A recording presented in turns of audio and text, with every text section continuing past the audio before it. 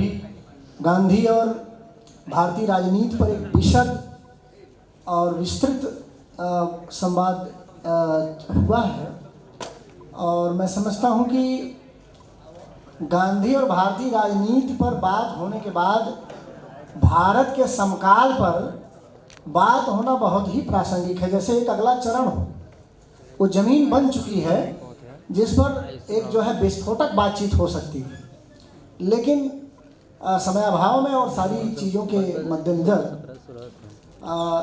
हम लोग बात को संक्षिप्त रखेंगे।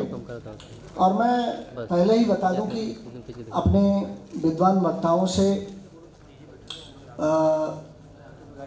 एक दो प्रश्न पूछकर मैं सीधे आपका प्रश्न आमंत्रित करूंगा, जिनके मन में कचोट रह गई है पिछले सत्र में प्रश्न न पूछ पाने की, वो पूरी करने की कोशिश, वो प्रयास पूरी करने की कोशिश करेंगे। आइए मंच की तरफ हम चलते हैं। हमारे बीच आज भारत का समकाल विषय पर बातचीत करने के लिए अनहद संस्था के इस संवादोत्सव कार्यक्रम में हिंदी विभाग के आचार्य प्रोफेसर प्रभाकर सिंह सर हमारे साथ हैं। वे साहित्य के इतिहास और उत्तर औपनिवेशिक विमर्शों के विशेषज्ञ हैं। हमारे बीच हिंदी विभाग के ही सहायक आचार्य डॉक्टर प्रभात कुमार मिश्र सर उपस्थित हैं। वे प्राचीन हिंदी साहित्य और इतिहास के मर्मज्ञ हैं। अभी उनकी इतिहास पर एक किताब आई जिस पर हम सबने जो है बातचीत की थी। हमारे बीच भारतीय मीडिया, हिंदी पत्रकारिता के महत्वपूर्ण समझदार वक्ता और विद्वान हिंदी विभाग के सहायक आचार्य बड़े भाई डॉक्टर विवेक सिंह हैं। मैं जैसा कि इस विषय की पृष्ठभूमि में एक दो लाइन कहना चाहूँगा।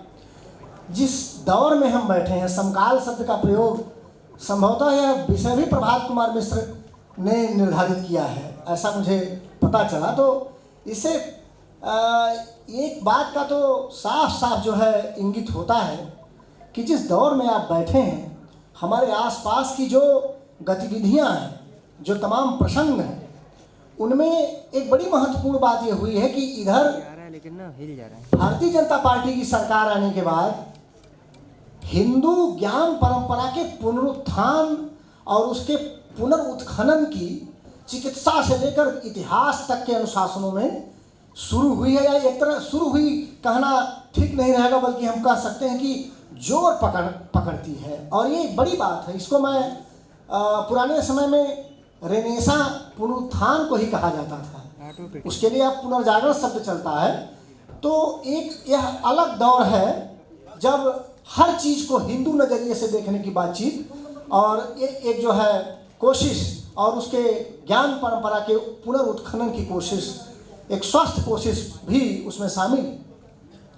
जब हम गांधी पर अभी बातचीत कर रहे थे साथियों, जो अंबेडकर और सबाल्टर्न विचार दृष्टि है, वह गांधी को दलितों का मसीहा नहीं मानती। वह कहती है वो हिंदूवादी थे, बड़ व्यवस्था में घनघोर मानव विश्वास करने वाले व्यक्ति थे, और उस गांधी की हत्या भी हिंदूवादी ताकतों ने की। और यह बड़ा दिलचस्प है कि जिस हिंदूवाद और हिंदुइज्म के पुरजोर हिमायत और कोशिश हम आज कर रहे हैं, क्या उससे भिन्न था गांधी का हिंदुइज्म? हिंदी साहित्य का एक बहुत बड़ा हिस्सा हिंदू परंपराओं और वैष्णव परंपराओं का हिस्सा है, यह कहने में किसी को संशय नहीं होना चाहिए। तो इन सारे एक नए तरह का राष्ट्रवाद, एक नए तरह के जो है युवाओं के सामने जो चैलेंजेज हैं, जो संशय और दिशाहारा और उनके अंदर जो खास तरह का एग्रेशन है, इन तमाम जो है परिस्थितियों, संगतियों विसंगतियों के बीच हम इस विषय पर आज चर्चा करने आ रहे हैं। मैं सबसे पहले भारत का समकाल में भारत का क्या है, इस विषय पर प्रकाश डालने के लिए मैं डॉक्टर प्रभात मिश्र सर से गुजारिश करूँगा कि वे भारत के समकाल में भारतीय और अभारतीय का जो संदर्भ है उसको कृपया स्पष्ट करें।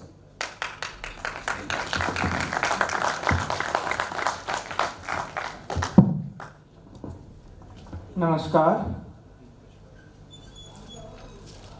सबसे पहले तो मैं अनहद की पूरी टीम को, प्रशांत बजरंगी, शिवम और उनके साथियों को बहुत बधाई भी देता हूं और शुभकामनाएं भी देता हूं कि उन्होंने इस तरह के एक आयोजन की परिकल्पना की।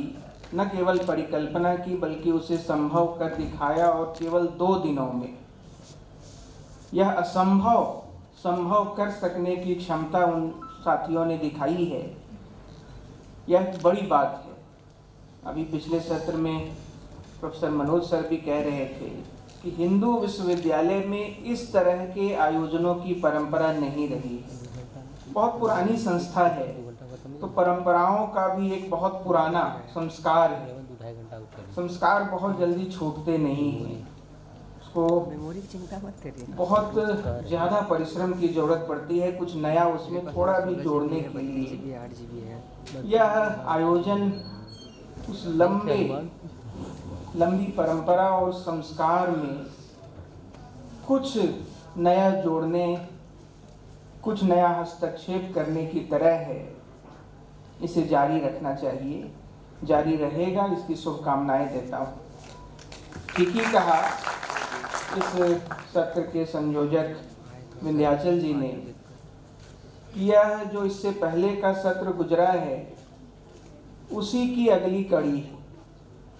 यूँ तो कह सकते हैं कि दुनिया में जो हालत तीसरी दुनिया की है वही हालत इस तीसरे सत्र की भी है। और संयोग ही है कि विप्रों की यह गोष्ठी, एक विंध्याचल और एक प्रभाकर उस तरफ है, एक विवेक और एक प्रभात इस तरफ। तो यह विप्र युग है। देखिए, जो बात मुझसे कही गई है, मैं यह समझता हूँ कि जिस शब्द का हम प्रयोग करते हैं भारत और भारतीय, बहुत अधिक दोहन किया जा चुका है इस शब्द का, बहुत अधिक, कई अर्थों में, कई ऐसे संदर्भों में भी जहां इसका इस्तेमाल नहीं होना चाहिए था। अभी इसके पहले सत्र में भी चर्चा हुई कि जिस तरह के राष्ट्र की परिकल्पना सैन्य शक्ति के आधार पर की जाती रही है, जैसे जापान का उदाहरण है। जापान एक नेशन के बतौर दुनिया भर में मॉडल, एक राष्ट्र राज्य के रूप में वह आदर्श है। लेकिन वह आदर्श कैसा है? उस राष्ट्र की का आधार क्या है? Survival of the fittest. हम बचे रहें, भले ही हमारे बचे रहने से कोई और समाप्त हो जाए। भारत ऐसा नहीं, भारतीय राष्ट्र ऐसा नहीं। जिन कवियों की तरफ संकेत किया गया है, उन सारे कवियों की कविता आप देखिए। हम बचे रहें और हमारे बचे रहने से कोई दूसरा टूट जाए, यह चिंता आपको कहीं नहीं मिलेगी।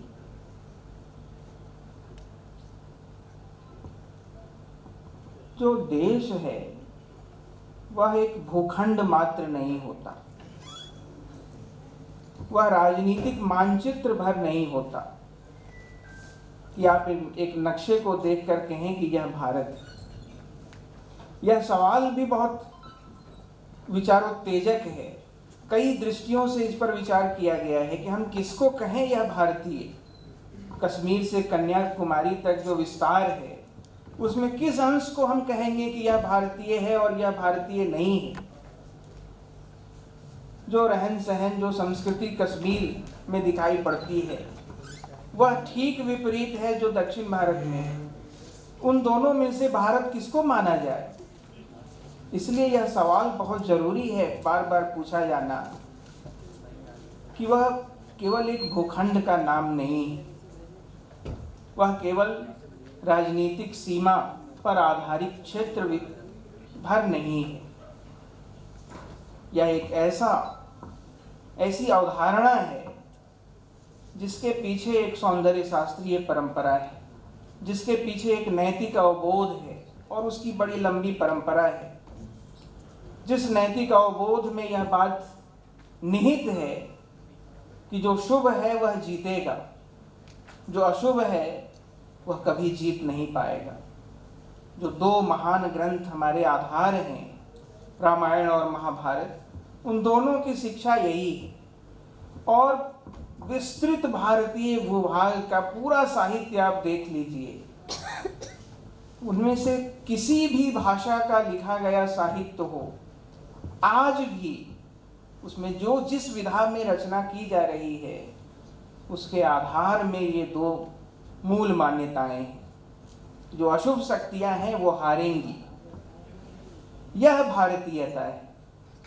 यह तमिल साहित्य में आप देख सकते हैं, यह पंजाबी के साहित्य में आप देख सकते हैं, यह हिंदी साहित्य में है, यह गुजराती में है। गुजराती के एक बड़े कवि हुए हैं, ज्ञानपीठ मिला उनको, उमाशंकर जोशी। उनका कहना था, ये तो केवो गुजराती जे हो केवल गुजराती। वो कैसा गुजराती है जो केवल गुजराती होगा। उनके कहने का अभिप्राय यह था कि हम एक साथ गुजराती भी हैं लेकिन भारतीय भी हैं। क्यों? क्योंकि हमारे सोचने विचारने का जो ढंग विकसित हुआ है वह एक जैसा है। ऐतिहासिक विकास क्रम में हमने एक जैसे उतार चढ़ाव देखे हैं। हमने पराजय भी एक जैसी झेली है, हमने जीत का सुख भी एक तरह से उठाया है। तो इतिहास के जो विभिन्न चरण हैं वे हमें एक बनाते हैं। जो हमारे आकर स्रोत हैं साहित्य में वे हमें एक बनाते हैं। और जिन चिंताओं की तरफ चर्चा की गई है, समय कम है मैं दोहराऊंगा नहीं, जिन चिंताओं को लेकर गांधी सामने आए थे, मैं सुदूर दक्षिण असम में लगभग 12 वर्षों तक रहा। आप बांग्लादेश की सीमा समझिए उस इलाके को। साहित्य में प्रेमचंद और राजनीति में गांधी, बहुत गहरे अर्थों तक उनकी व्याप्ति उस सुदूर इलाके में भी दिखाई पड़ती। क्यों दिखाई पड़ती है? हिंदी नहीं जानते वो, लेकिन प्रेमचंद को जानते हैं। वे अपने को भारत का होना कभी मान नहीं पाते, क्योंकि हम मुख्य क्षेत्र के रहने वाले लोग जिस तरह से सोचते हैं, जिस चीज को विकास कहते हैं, जहां से हमारी शुरुआत होती है वहां अभी नहीं पहुंचे हैं लोग। तो उनको यह बताना कि आप भी भारतीय हैं, कभी कभी लगता था कि अपने आप से छल करना है। उनका हृदय, उनका मानस यह मानने को किस कदर तैयार होगा जिन्होंने दिल्ली देखी नहीं है, जो अपनी ही दुनिया को आखिरी दुनिया समझ रहे हैं। तो एक बहुत बड़ा देश है, इस देश की समस्याएं अपनी जगह हैं, लेकिन ताकत उसकी बहुत गहरी है। वह ताकत हमारी भारतीयता में है। मैं समझता हूँ आगे और चर्चा हो। बिल्कुल, जिस तरीके से हमारी विविधता है, उस विविधता में कुछ सूत्र हैं जो हमें एक धागे में पिरोते हैं। भारतीय संस्कृति की बहुलतावाद का प्रश्न बहुत ही इस समय वल्नरेबल सवाल है, माने बहुत ही सेंसिटिव प्रश्न है। जब हम एक भारत और मजबूत भारत या इस तरह के बहुसंख्यकवाद की बात करने में, जिसकी संख्या अधिक है उसके जो है दबाव को मानने की तरफ एक खास तरह का माहौल बना रहे हैं। और तब मैं ये पूछना चाहूँगा प्रभाकर सर से कि जो भारतीय संस्कृति है उसमें उसको कई बार हम देख रहे हैं कि वो उसे हिंदू संस्कृति में और हिंदू संस्कृति को भी ले जाकर सनातन ब्राह्मण संस्कृति में रिड्यूस करने की एक डिबेट है। तो क्या ये तीनों चीज़ें पर्याय हैं? माने भारतीय संस्कृति इज इक्वल टू हिंदू संस्कृति इज इक्वल टू सनातन ब्राह्मण संस्कृति। अगर ये एक है अथवा एक नहीं है, इस पर आप प्रकाश डालें। साथ ही साथ भारतीय संस्कृति का जो बहुलतावाद है, जो विविधता है, वह किस तरह के सवालों और संकटों का सामना हमारे समय में कर रहा है और उसको हम कैसे देख सकते हैं। Sir, Prabhakar sir. बहुत शुक्रिया विंध्याचल जी। सबसे पहले मैं अनहद की पूरी टीम को बधाई देता हूं और विशेष रूप से प्रशांत को, आप सबको सादर आप सबका अभिवादन। अभी पिछले सत्र में गांधी जी को लेकर एक बहुत ही वैचारिक संवाद हुआ, मनोज जी और महेंद्र जी ने किया, और अभी भारतीयता की अवधारणा पर प्रभात जी ने प्रकाश डाला। और आपका जो प्रश्न है, इस प्रश्न पर इस समय खूब विचार किया जा रहा है। आप देखें कि पिछले लगभग एक दशक से राष्ट्रवाद के प्रश्न को लेकर इतना कभी लिखा नहीं गया था, इस पर इस तरह से बातचीत नहीं हुई थी। इसकी क्या वजहें हैं? क्या पहले राष्ट्र नहीं था भारत? भारत पहले भी राष्ट्र था, और इस पर चिंताएं पहले भी थी। देखें, आज़ादी के दौर में प्रेमचंद इस चीज़ को समझ रहे थे, गांधी भी समझ रहे थे, अंबेडकर भी समझ रहे थे। जब भारत के बारे में बातचीत होती है तो हमें उस आज के सिरे को वहाँ से थोड़ा जोड़ना चाहिए कि जब हम राष्ट्रीयता की बातचीत करते हैं, राष्ट्रीय अवधारणा की बातचीत करते हैं, राष्ट्र की बात करते हैं और राष्ट्रवाद के साथ उसको जोड़ देते हैं, तो मित्रों इसमें फ़र्क है। आज का राष्ट्रवाद उस राष्ट्रीयता से भिन्न है। वो जो स्वाधीनता आंदोलन के दौर में एकजुटता का माहौल बना था, जो राष्ट्र बन रहा था, आज का राष्ट्र वैसा नहीं है। इसके बारे में बार बार मुझे प्रेमचंद याद आते हैं। प्रेमचंद ने अपने पूरे लेखन में, वैचारिक लेखन में और साहित्यिक लेखन में ये कहा था, चूंकि हम लोग साहित्य के हैं, हमारे लिए प्रेमचंद का लेखन मशाल की तरह काम करता है। और प्रेमचंद ने ये लिखा है कि राष्ट्रवाद मेरे लिए कोई मायने नहीं रखता। वो राष्ट्रवाद के खिलाफ थे। जो राष्ट्रवाद सब जिस तरह से राष्ट्रवाद उपज रहा था, जिसके संदर्भ में वो बात कर रहे थे, और आज वो चीज़ें वाकई दिखाई दे रही थी। और वो एक तरह से हम बातचीत जब अंबेडकर या गांधी जी इन सब के बारे में बातचीत करते हैं तो कई सारे सिरे हमारे सामने उपजते हैं। आज जब हम राष्ट्र की बात करते हैं तो वह राष्ट्रवाद अंध राष्ट्रवाद की ओर जाता हुआ दिखाई देता है। अंध राष्ट्रवाद का मतलब यह है कि धर्म पर चर्चा करना। आज हम धर्म पर चर्चा न करके धार्मिकता पर चर्चा ज़्यादा करते हैं। आप ध्यान दीजिए कि धर्म एक खूबसूरत चीज़ है, लेकिन धार्मिकता के साथ लपेट कर उसको प्रस्तुत करना और ये बताना कि एक समुदाय विशेष को लेकर उसको ज़्यादा प्रेजेंट करना, उस पर फोकस करना। मैं आपको एक छोटा सा उदाहरण दे रहा हूँ। रामकथा पर मेरा काम हुआ है, मैंने काफ़ी उस पर रिसर्च किया है। आप देखें कि पिछले एक दशक में हमारा भारतीय समाज मिथकों में जीने वाला समाज, और मिथक इतिहास तो नहीं होता, लेकिन इतिहास को खूबसूरत बनाता है। वो हम मिथकों से अपने जीवन को खूबसूरत बनाते हैं। इस बीच आप राम के चित्र को देखिए, आप हनुमान के चित्र को देखिए, और बहुत ये गहराई से जुड़ा हुआ विषय है, राष्ट्रवाद से जुड़ा हुआ, कि क्या राम हमारे वही राम है जो इस समय दिखाई, खुले हुए बाल और एकदम समुद्र की लहरें चारों तरफ से आती हुई, ऐसा लगता है कि जैसे पूरा विश्व उनमें समा जाएगा।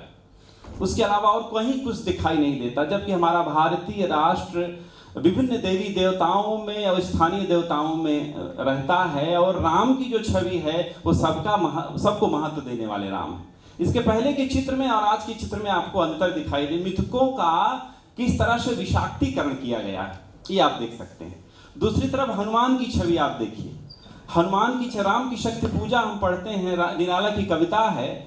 जब विराट रूप धारण कर लेते हैं हनुमान, तो वहाँ पर उनकी माँ उनसे कहती हैं कि तुम इस तरह से जो रूप धारण कर लेते हो, इसी से मुझे सुनने को मिलता है। तुम्हारा असली रूप ये नहीं है, बचपन में तुमने सूरज को निगल लिया था। और वो जो एक जिसे संवाद धर्मिता कहते हैं, जिसे उदात्तता कहते हैं, वो छवि जो हनुमान, तमाम सारे हमारे मिथकों में आप देख सकते हैं। इस समय आप देखें कि कारों के पीछे हनुमान की आधी छवि आपको लाल नजर आएगी। ये कौन सी छवि है हनुमान की? हमारे हनुमान जो मिथकों में जिस तरह से छवि रही है, मिथक, मैं ये कह रहा हूँ कि ये मिथकीय चरित्र हैं हमारे लिए कई सारे संदर्भों में, लेकिन वो चरित्र जिस तरह से दिखाई दे रहे हैं तो यह विशेष रूप से एक आक्रामक चरित्र की तरह दिखाई देते हैं। जबकि धर्म आपके अंदर आक्रामकता नहीं पैदा करता। तो इस पर विमर्श करने की जरूरत है। मैं सिर्फ प्रश्न कर रहा हूं, मैं इस पर कोई आपसे मैं अपनी सम्मति नहीं प्रकट कर रहा हूं, आपको इस पर विचार करना चाहिए।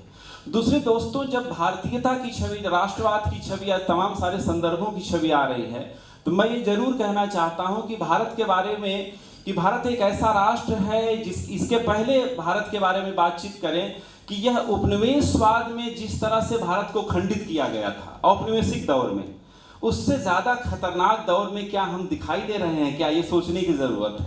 क्योंकि औपनिवेशिक दौर में आपकी अपनी संस्कृति, आपकी अपनी भाषा, आपके अपने मूल से आपको कैसे विच्छिन्न कर दिया गया था।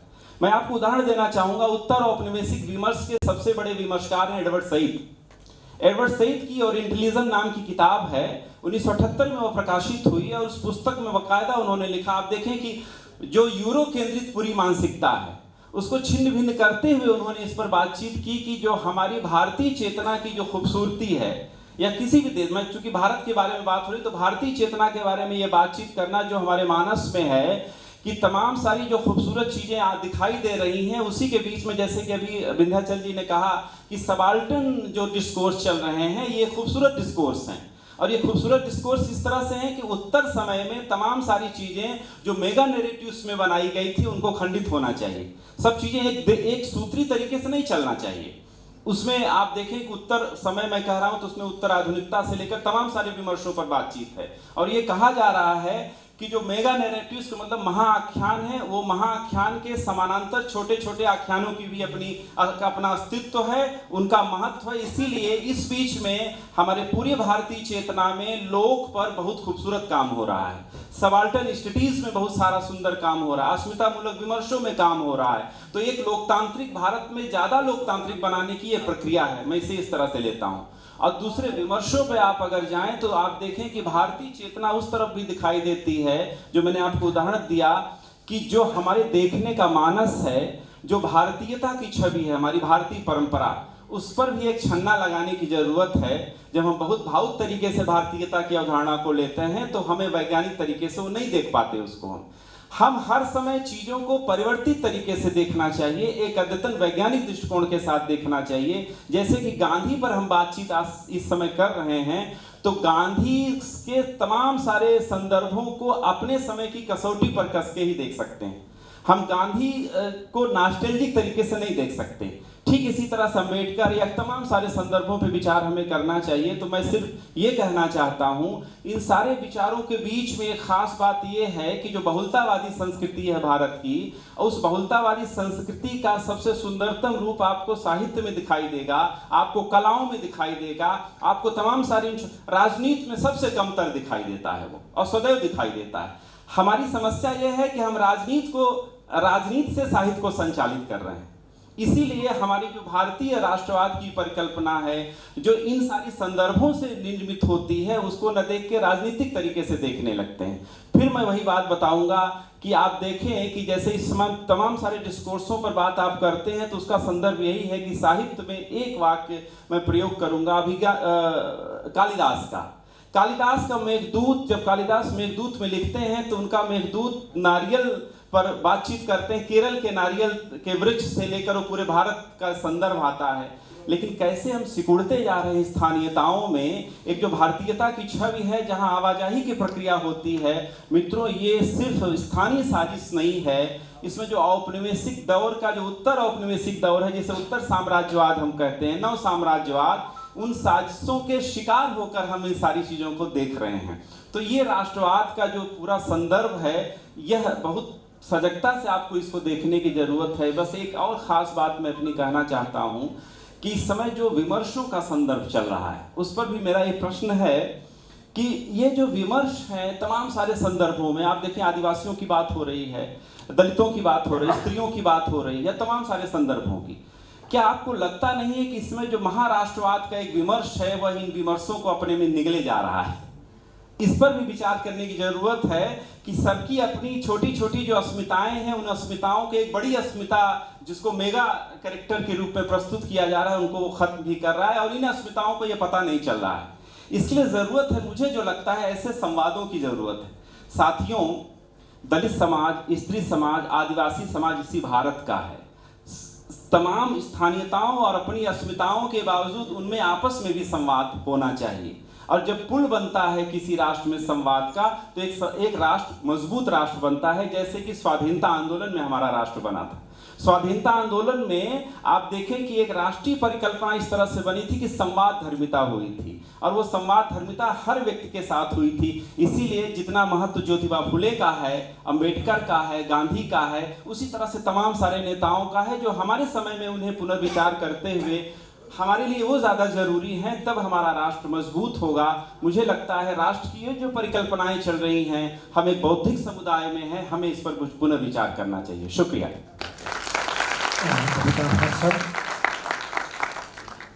अभी हम लोग जो है ठीक विश्वनाथ मंदिर के बगल में बैठे हुए हैं। ये कक्ष जो है ठीक विश्वनाथ मंदिर के सामने है। अक्सर हम लोग जो है विश्वनाथ मंदिर सुबह टहलते हुए या और कई बार दिन में आते ही रहते हैं। तो एक संदर्भ है कि जैसे आज ही सुबह की घटना है। मैं सुबह योग कर रहा था तो मंदिर में, तो मैंने देखा कि अपने इसी विश्वनाथ मंदिर के ऊपर वाले हिस्से में, जहाँ अक्सर नौजवान लड़के लड़कियां आते हैं, मिलते जुलते हैं और फोटो वगैरह खींचते हैं, वहाँ बुर्का पहने हुए 3-4 मुस्लिम महिलाएं अपना एंजॉय कर रही थी। तो हमारे साथ जो साथी थे, भीम कनौजिया अक्सर हमारे साथ रहते हैं, उन्होंने पूछा कि भैया हम लोग कभी मस्जिद क्यों नहीं जाते? तो हमने कहा कि मस्जिद में क्या देखोगे, वहाँ तो ऐसे दीवारें केवल रहती, उसमें देखने लायक क्या है, घास फूस रहता है। यानी एक तो ये कि हमारे धर्म और हमारे पूजा स्थलों की अपनी एक स्थापत्य और अपनी एक खूबसूरती है, वह भी खींचती है लोगों को। दूसरी तरफ जो हमारे धर्म का जो अंतस्थल है, वह कितना कारुणिक और कितना विशाल है कि कोई ध्यान ही नहीं दे रहा है कि कौन आया कौन जा रहा है। तो ये जो तहजीब है, ये जो गंगा जमुनी या इस तरह का जो सामंजस्यपूर्ण जो तहजीब है, वही संभवतः भारतीय संस्कृति की खूबसूरती है। और राधा कृष्ण साहब तो कहते ही थे कि उनसे पूछा गया कि भारतीय संस्कृति की आत्मा क्या है, तो उन्होंने कहा था कि आत्मा की संस्कृति ही भारतीय संस्कृति की आत्मा है। तो ये तहजीब है। मैं अब आज की इस पूरे परिदृश्य पर, और ये जो बहस हम लोग कर रहे हैं, माने चाहे वो सांप्रदायिकता का मसला हो, चाहे वो जो है राष्ट्रवाद के खास रूप का मसला हो, या युवाओं में और मिथकों में एक खास तरह की आक्रामकता का, या एक नया चलन जो आया है तुरंत भावनाओं के आहत हो जाने का, इन सारे संदर्भों पर भारतीय मीडिया और पत्रकारिता का बड़ा महत्वपूर्ण रोल है। क्योंकि पब्लिक ओपिनियन निर्मित करने में कई बार तो राजनीतिक दलों को सत्ता तक पहुंचाने में बहुत बड़ा हाथ पत्रकारिता का और हमारी मीडिया का रहा है।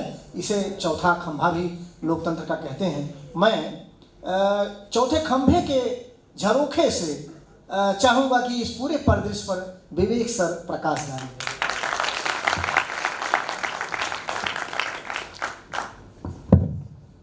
नमस्कार। सबसे पहले अनहद की टीम को धन्यवाद एक बार फिर, और मुझे ये मौका देने के लिए भी धन्यवाद। देखिए, बहुत लोग यहाँ जानते होंगे इस बात को कि 47 में जब आज़ादी मिली तो हम बहुत सारे फ्रंट्स थे जिन पे हम तैयार नहीं थे, और उसमें एक बहुत महत्वपूर्ण फ्रंट था पत्रकारिता का। पोस्ट इंडिपेंडेंट इंडियन जर्नलिज्म कैसा होगा, इसके लिए हमारी कोई परिकल्पना नहीं थी, क्योंकि भारतीय पत्रकारिता की नींव ही पड़ती है इस लक्ष्य के साथ कि देश को आज़ादी दिलानी है। वो एकमात्र लक्ष्य था और वो प्राप्त हो गया। जब बहुप्रतीक्षित एक लक्ष्य आपको मिल जाता है अचानक, और आपने उसके बाद की कोई तैयारी न कर रखी हो, तो एक तरह की शून्यता आती है। 47 से लेके 62 तक की, चाइना वॉर तक की हिंदी पत्रकारिता इसका एक अद्भुत उदाहरण है। पहली बात तैयारी ना होना, और दूसरी ये कि जिन नेताओं के साथ हम इस लड़ाई को लड़ रहे थे वो आज सत्ता पर काबिज थे। और सबसे बड़ी, उससे भी बड़ी बात ये कि इसमें से तमाम कांग्रेस के नेता किसी न किसी समाचार पत्र से खुद जुड़े थे। वो एक संपादक, एक पत्रकार की भूमिका में भी थे। यानी वो हमारी फ्रेटर्निटी के लोग थे। तो हिंदी पत्रकारिता के लिए ये बहुत असहज था कि तुरंत राजेंद्र बाबू पे, जवाहर बाबू पे, कृपलानी पे, पटेल पर, उनके किसी गलत डिसीजन पे जो जितनी तीखी चोट होनी चाहिए थी वो कर सके, क्योंकि वो अपने लोग थे, हमारी ही बिरादरी के लोग आज गद्दी पे बैठे थे। कृष्ण मेनन की पत्रकारिता कहिए या उस जमाने की जो अंग्रेजीदा पत्रकारिता जो कि औपनिवेशिक प्रभाव से नहीं छूटी थी, उसने बहुत नुकसान किया हिंदी पत्रकारिता का या देश की राजनीति का, मैं कहूँगा।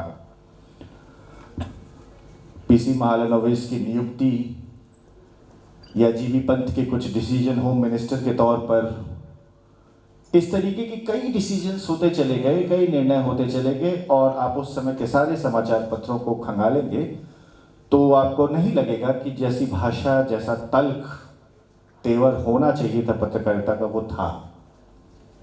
मैं इसलिए जोर दे के बात कह रहा हूं कि 62 के बाद हमें सचमुच एहसास हुआ कि हमारी भूमिका वो निंदक नियरे राखिए वाली है। पत्रकारिता सत्ता के साथ अगर बैठेगी तो देश का नुकसान करेगी। 62 के बाद हिंदी पत्रकारिता का रुख वो हुआ जो उसको होना चाहिए था। ये बातें मैं इसलिए कह रहा हूं क्योंकि पत्रकारिता अंततः हड़बड़ाहट में लिखा हुआ इतिहास है देश का, और हम आज़ादी के इस अमृत महोत्सव में अगर 75 सालों की फाइलें उठा के देखेंगे तो हम पाएंगे कि क्रमशः हमने कई गलतियां की। 62 के पहले की बातें जो हैं वो हैं ही। आप ब्रह्मपुत्र की मोर्चेबंदी को एमए जर्नलिज्म के किसी भी छात्र को हिंदी के सर्वश्रेष्ठ युद्ध रिपोर्टिंग के तौर पे पढ़ाया जाता है। विष्णुकांत शास्त्री और धर्मवीर भारती बांग्लादेश से खुद रिपोर्टिंग कर रहे थे और 7 अंकों में धर्मयुग में वो रिपोर्टिंग छपी थी।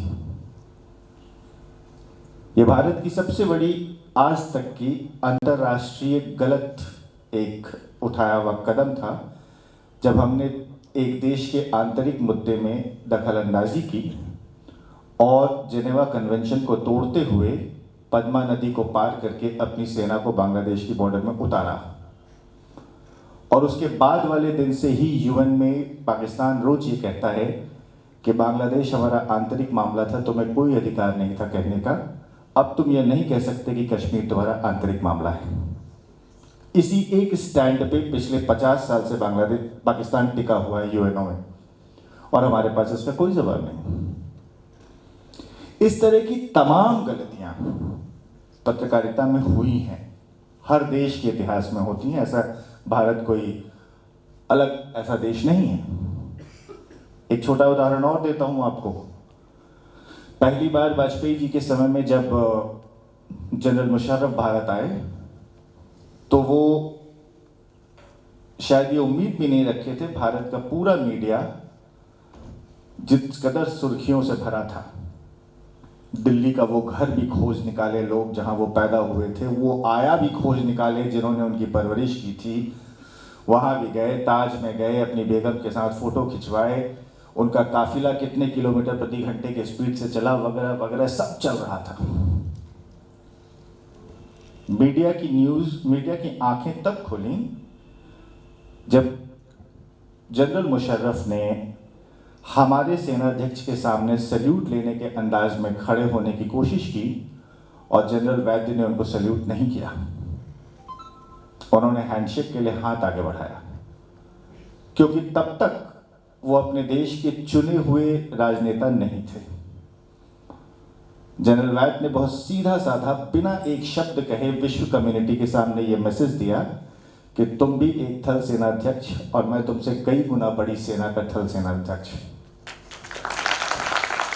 और अगले दिन की हिंदी पत्रकारिता में हमने प्रेसिडेंट मुशर्रफ को काट के जनरल मुशर्रफ लिखना शुरू कर दिया।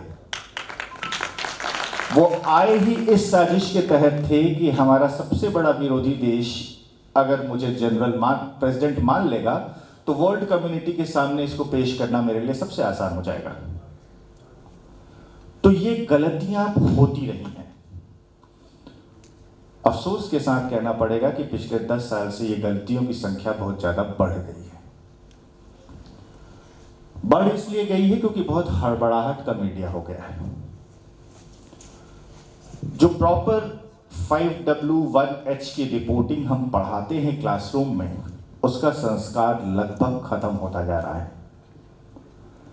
जो इन्वर्टेड पिरामिड में न्यूज लिखने का हम सेटअप सिखाते हैं, उसका संस्कार लगभग खत्म होता जा रहा है।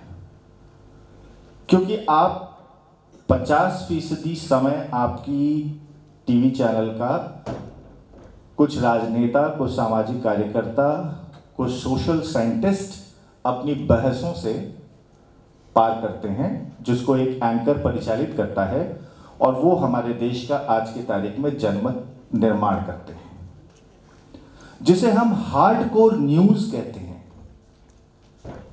न्यूज़पेपर की डेफिनेशन ही कहती है कि it's a combination of news and views. आप समाचार रहता है उसमें, और उसके अलावा जो भी है वो व्यूज होता है। ध्यान दीजिए इस बात पे। संपादकीय किसी विशेषज्ञ के विचार हैं, भविष्यवाणी किसी ज्योतिषाचार्य के विचार हैं, फिल्म समीक्षा किसी फिल्म विशेषज्ञ के विचार हैं। एक ही शुक्रवार को अलग अलग 4 न्यूज़पेपर्स में 4 फिल्मों की जो टिप्पणी होगी, समीक्षा होगी, वो अलग अलग होगी। यहां तक कि मौसम का अनुमान भी किसी साइंटिस्ट का विचार है कि कल क्या होगा।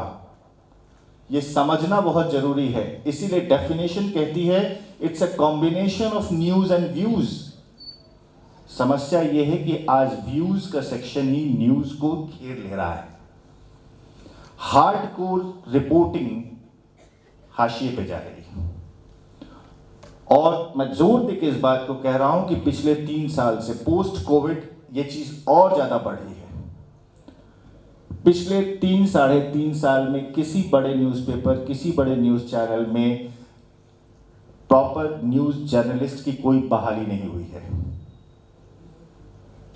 कोई बहाली नहीं हुई है, क्योंकि इस इलेक्ट्रॉनिक मीडिया में इतना ताकत है, कैमरा में और दृश्य में इतना ताकत है कि अगर मेरा उद्देश्य ही हो गया है आपका जनमत तैयार करना, तो वो बड़ी इफेक्टिवली कर ले रहा है। ये बहुत संकट का दौर है इस मामले में। ऐसा एक दौर 90 के दशक में हमने देखा था, जब पहली बार स्टार टीवी आया था, जब हमें यह लगा था कि पूरा विश्व जो एक ग्लोबल विलेज हो जाएगा और अंग्रेजी उसकी एकमात्र भाषा होगी। कई न्यूज़पेपर्स हमेशा के लिए बंद हो गए, कई पत्रिकाएं हमेशा के लिए बंद हो गईं, वो फिर कभी नहीं आ पाई। हड़बड़ाहट में प्रकाशकों ने, मालिकों ने बंद कर दिया। आज बंद होने का तरीका क्या हो गया है? आज बंद होने का तरीका टेक ओवर का तरीका हो गया है। यूरोपियन फुटबॉल लीग में एक बहुत पुरानी कहावत है बार्सिलोना और उन सारे टीम्स में कि if you can not beat them buy them. अगर उनको हरा नहीं सकते तो उनको खरीद लो। यही प्रक्रिया आज मीडिया में चल रही है। रवीश कुमार भी आज नौकरी खोज रहे हैं फिर से। ये ताकत है। एलन मस्क आज की तारीख में अमेरिका का सोचने समझने की दिशा तय करने की जगह पे वो बैठे हैं। जुकरबर्ग आज वो अमेरिका और पूरे विश्व की सोचने समझने की दिशा तय करने बैठे हैं। तो समस्या ये है कि जो साधन और साध्य की बात पिछले सत्र में मनोज सर कर रहे थे, ये साधन इतने ज्यादा महत्वपूर्ण हो गए हैं आज की तारीख में, और उनके बिना एक शुद्ध पत्रकार का अस्तित्व ही नहीं रह गया है। या तो वो किसी टैबलॉइड में, किसी कस्बे के छोटे से साहित्यिक पत्र में अपनी जिंदगी खपा दे अपने आदर्शों और अपनी नैतिकताओं के साथ, जहां पर जिसकी प्रसारण संख्या जो है 1000 भी नहीं पार करेगी पूरी जिंदगी में, और नहीं तो वो आंख कान बंद करके बिल्कुल वैसे चले जैसे कि उसका मालिक चाहता है। तो ये एक बहुत ही खतरनाक दौर है। मैं एक बात बस कहना चाहूंगा। कल मेरी अपनी माता जी से बात हो रही थी, ऐसे ही मजाक में मैंने कहा कि कल बातचीत करनी है बच्चों से। बोले करना चाहिए, जरूर करना चाहिए। मैंने कहा हाँ देखते हैं क्या बात होगी, क्या जैसा विंध्याचल जैसा प्रश्न पूछेंगे वैसा जवाब दिया जाएगा। तो मैं इसलिए आपसे जिक्र कर रहा हूँ क्योंकि उनके पढ़ाए हुए बच्चे अब कुलपति होकर रिटायर हो रहे हैं। तो उन्होंने मुझे कहा कि देखो हमारे समय में नहीं जरूरत थी, पीढ़ियों का अंतर इतना ज्यादा नहीं था। तुम जो अब अध्यापन कर रहे हो और तुम्हारी आधी उम्र के जो बच्चे तुमसे पढ़ रहे हैं, वहाँ पीढ़ियों का अंतर बहुत ज़्यादा है क्योंकि दुनिया बहुत ज़्यादा स्पीड में बदल रही है। खासकर इस महामारी ने और तुम्हारे हमारे इस अकादमिक सेटअप ने इस वार्तालाप की गुंजाइशों को बहुत कम कर दिया है कि सामने बैठ के बच्चों के साथ हम बातचीत कर सकें। तो बहुत बड़ी बात नहीं करना, सैद्धांतिकी नहीं बतियाना, उनको जमीनी बात बताना जो तुमने अपने अनुभव से सीखी। एक आखिरी बात मैं कहूँ आपसे, जब हम इंटर्नशिप कर रहे थे टेलीग्राफ में, MA journalism and mass communication करते समय 1 महीने के लिए इंटर्नशिप में भेजा जाता था। तो हमें भेजा गया बांग्लादेश बॉर्डर। वहाँ पे आज भी वो शीत महल इलाका है जहाँ पे हजारों गांव उधर है, उनकी ज़मीन इधर है, तो किसी का तालाब उधर है, तो वो दिन में 10 बार आना जाना करते हैं। अभी वर्तमान सरकार चाह रही है कि उस सीमा का निस्तारण हो जाए ठीक से। तो हम, ये बात होगी 97-98 की, हम 2 पार्टनर थे और हम लोग बोलगा लोकल चलती है, बोलगा लोकल पकड़ के हम लोग चले गए। और वहाँ उतर के आपको कुछ नहीं करना था, उस ज़माने के हिसाब से मैं बता रहा हूँ 200 रुपये रिक्शे वाले को देना था। उस 200 रुपये में सारी व्यवस्था थी। वो रिक्शा वाला हमें ले गया, इधर हमारी बॉर्डर फोर्स खड़ी थी, उधर बांग्लादेश राइफल्स खड़ी थी, पार हो गए हम।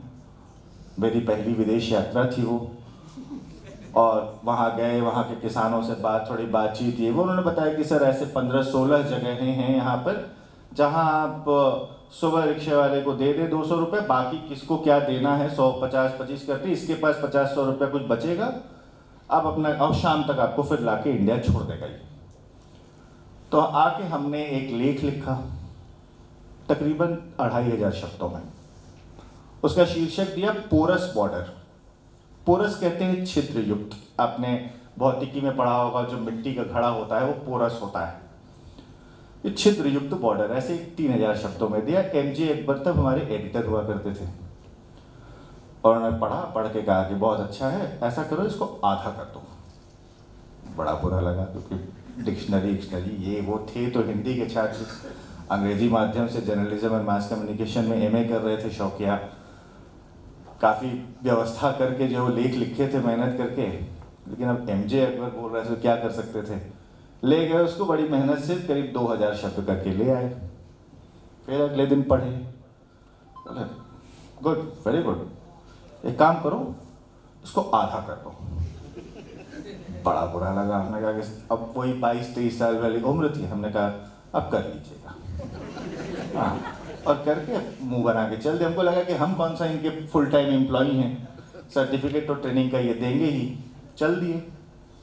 रविवार वो लेख छपा, और तब मोबाइल का ज़माना नहीं था, कुछ नहीं था। लैंडलाइन पे एक दोस्त ने फ़ोन किया कि टेलीग्राफ लेते हो, तो हमारे यहाँ तक स्टेट्समैन आता था। तो कहा देखो लेख छपा है। गए देखे, यकीन मानिए 700 शब्दों में, 650 से 700 शब्दों में वो लेख छपा था, और कोई ऐसी जानकारी नहीं थी जो छूट गई हो, और कुछ भी ऐसा नहीं था जो मुझसे बेहतर तरीके से वहाँ नहीं लिखा गया था। सर ने नज़ीर पेश करने के लिए उसको खुद लिखा था, और मेरे नाम से बाय लाइन छपा था वो। सोमवार मुंह बना के गए, शुक्रिया भी बोलना चाहते थे, शर्मिंदा भी थे, सॉरी भी बोलना था। देखे, समझ गए, बोले देखो बेटा, टेलीग्राफ तो अभी इंडिया में कलकत्ता से शुरू हो रहा है, 15,000-20,000 सर्कुलेशन है। अगर तुम आनंद बाजार पत्रिका में नौकरी करो, 6 लाख सर्कुलेशन है, और बंगला में जो फुल खड़ी पाई होती है वो नीचे की तरफ ऐसे खींचते हैं, छोटी सी लाइन, उसको दाढ़ी कहते हैं। तो उन्होंने कहा कि अगर 6 लाख न्यूज़ सर्कुलेशन वाले न्यूज़पेपर में एक दाढ़ी भी एक्स्ट्रा डालोगे तो आज के रेट से तकरीबन 2,500 से 3,000 रुपए की स्याही लगेगी। तो एक खड़ी पाई तुमको कोई एक्स्ट्रा डालने नहीं देगा बेटा। सेंटेंस और शब्द और वाक्य और पैराग्राफ ये सब तो तुम भूल जाओ। ये मैं 97 के आंकड़े बता रहा हूं आपको और प्रिंट मीडिया के बारे में बता रहा हूं। इलेक्ट्रॉनिक मीडिया उससे 10 गुना महंगा है। अब ये सोचने का विषय है आज के युवा के लिए कि इतने महंगे माध्यम में पूरे पूरे दिन बकैती होती है आजकल। उसके लिए यही शब्द बनारस में इस्तेमाल करते हैं। इसका स्पॉन्सरर कौन है, इसका पैसा कहां से आता है। यह सुनियोजित तरीके से आपके सोचने समझने की दिशा तय करने की एक चेष्टा है जो हर चैनल चला रहा है। उसके नियोजित स्पॉन्सरर हैं, उसको टारगेट अचीव करना है और वो करके रहेगा। आप सब बनिए, उपभोक्ता मत बनिए। मेरा आपसे ये निवेदन, क्योंकि विश्व आपको उपभोक्ता बनाने पर तुला हुआ है। आप एक देश के नागरिक होकर सारी सोच समझ, आप हमसे ज्यादा समझदार हैं, मच मोर स्मार्टर। आप उपभोक्ता होकर मत सोचिए, क्योंकि वो आपको बाजार बनाने पर तुले हुए हैं। आज बस इतना है। बहुत बहुत धन्यवाद सर। मैं अब और अधिक प्रश्न न करके मैं सीधे अपने विद्यार्थियों की तरफ चल रहा हूँ। वे भारत का समकाल विषय पर, ये एक ओपन टॉपिक है, इस पर आप कुछ भी पूछ सकते हैं। और अभी मनोज सर जब गांधी पर बोल रहे थे तो कह रहे थे कि ये बहुत ही माने अच्छा सत्र हो रहा है और हम टॉप पर हैं। विवेक सर जिस तरह बोल रहे हैं आप समझ सकते हैं कि दूसरे का समय लेकर आप टॉप पर पहुंच जाएंगे। अब हम कवियों का समय नहीं लेना चाहते, तो बहुत मैं जो है निमंत्रित करता हूं, अगर कोई साथी प्रश्न, हाँ जी हाँ, उन्हें कुछ माइक दें, आप प्रश्न अपना पूछें और जितने भी प्रश्न आप पूछ सकें उधर बता देंगे जब प्रश्न नहीं पूछना है, उस सत्र हम लोग समाप्त करते हैं। प्रणाम सर। मेरा प्रश्न विवेक सर से है। मेरा प्रश्न विवेक सर से है कि मैं एक दिन चाय पी रहा था वीटी पे, तो कुछ अंकल लोग बात कर रहे थे कि 2029 का चुनाव भारत का अंतिम चुनाव होगा। उनका कहना था कि कुछ सालों में संविधान संशोधन किया जाएगा और उसके बाद एक पार्टी का शासन, जैसे चाइना में चलता है, इलेक्शन की जगह चूजिंग का प्रोसेस लगा दिया जाएगा कि हम ही हैं 450 सीट जीत जाएंगे, उसके बाद हम ही अपने में से एक आदमी को चुन लेंगे। क्या भारत में आप ऐसा परिदृश्य देखते हैं कि आने वाले सालों में सिंगल पार्टी शासन हो सकती है?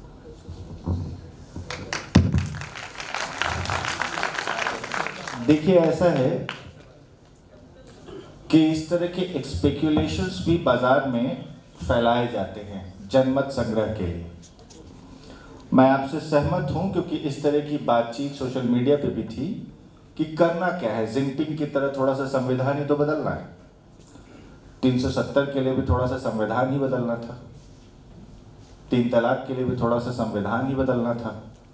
तो अगर एक संविधान की कुछ अनुच्छेद बदल देने से ये बन जाए, जिनपिंग ने यही किया चाइना में, कि क्या जरूरत है। अगर 25 में से 22 राज्यों में हमारी सरकार है तो इसका मतलब है कि सबके राजनीतिक सोच विचार जो है वो एक हो गया है।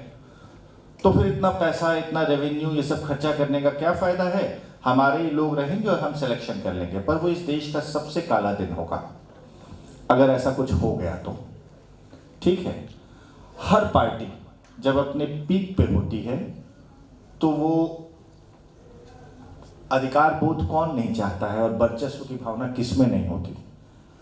कांग्रेस जब अपने पीक पे थी, राजीव गांधी जब चुन के आए थे तो उतना शक्तिमान तो यूएस प्रेसिडेंट भी नहीं था जितने लोकसभा एमपी उनके पास थे। संजय गांधी के कंधों पे इंदिरा जब दोबारा आई थी तो उनसे ज़्यादा ताकतवर कोई नहीं था। जितने एमपी उनके पास थे।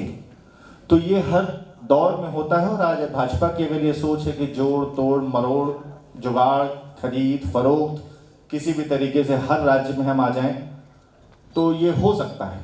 हर मत वाला चाहता है कि उसका मत ही एकमात्र मत रह जाए, लेकिन इस देश की ये खूबसूरती है। और मैं आपको एक बता दूं, बहुत आशंकित रहने की भी जरूरत नहीं है। अगर स्थिति बहुत अच्छी नहीं है तो भी कांग्रेस का एक पुराना लंबा इतिहास है, और दूसरी तरफ भाजपा एक बहुत अनुशासित पार्टी है।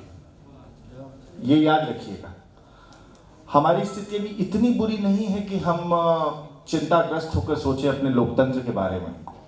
ठीक है, कुछ विधानसभाएं हमेशा रहेंगी जो एंटी सेंटर रहेंगी और वो बने रहनी चाहिए। कुछ विचार वाले लोग हमेशा रहेंगे जो सत्ता के खिलाफ लिखेंगे और वो बने रहने चाहिए। यही हमारे लोकतंत्र की खूबसूरती है। इसलिए मैं दोहरा के कह रहा हूं कि अगर वो दिन कभी आ गया कि एक पार्टी एक शासन एक राज्य, तो इस देश के लिए बहुत बुरा होगा।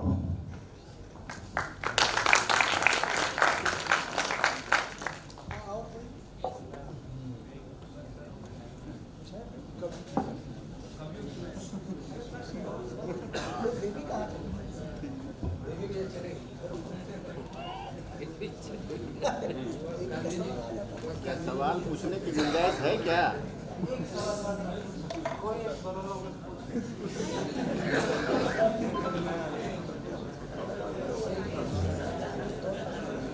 सर, मेरा नाम मनोज कुमार वर्मा है। मैं स्नातक का छात्र हूँ।